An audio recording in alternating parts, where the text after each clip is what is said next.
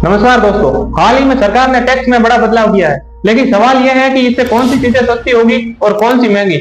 2017 में जीएसटी लागू हुआ ताकि सारे टैक्स एक में जुड़ गए, लेकिन बहुत सारे स्लैब में बंटे हुए थे, जैसे 5%, 12, 18 और 28%। लेकिन अब जीएसटी काउंसिल ने इसे सरल करके सिर्फ दो स्लैब में बांट दिया गया, 5% और 18% में। इसमें से कौन सी चीजें सस्ती हुई है, जैसे जूते, चप्पल, कपड़े और कुछ खाने पीने के सामान जैसे घी, बटर और तेल, 5% जीएसटी में, और गाड़ियां, टीवी, फ्रिज अभी भी 18% यहाँ इससे ऊपर टैक्स में है, और तंबाकू, सिगरेट को 40% टैक्स में रखा गया है। दोस्तों, अचानक से जीएसटी को लेकर सरकार द्वारा कम किया गया, इसका मतलब है कि इससे पहले भी इसको कम किया जा सकता था। यानी कि पिछले 8 सालों से आम जनता से लाखों करोड़ों जीएसटी वसूली गई, पिछले 8 सालों से जनता की जेब खाली की गई। अगर ये अब कह रहे हैं कि हमने राहत दी है, तो पिछले 8 सालों से जो चल रहा था वो क्या था? फिर ये राहत तो उस पहले भी दी जा सकती थी। फिर इतने सालों बाद जनता को लूटा, और इस तरह से लूटा कि किसी को चिंता नहीं थी कि 8 सालों से पेंशन और कॉपी पर 12% जीएसटी लगी थी। उन बच्चों के गरीब माँ बाप पर क्या असर पड़ा होगा।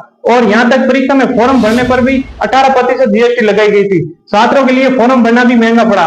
बस जैसे तैसे जनता के पास जहां जहां से टैक्स के माध्यम से पैसे निकाले जा सकते थे, निकाले गए और लोगों को परेशान किया गया। दोस्तों, 8 साल में मोदी सरकार ने मान लिया कि देश की जनता लूट रही है और महंगाई से परेशान थी। आखिरकार पिछले कुछ सालों से देश में जीएसटी के नाम पर वसूली हो रही थी, आखिर चुनाव के नजदीक आते ही यह रात कुछ दिलचस्प सी लग रही है। दोस्तों, आपका क्या कहना है इस पर और सरकार के फैसले पर?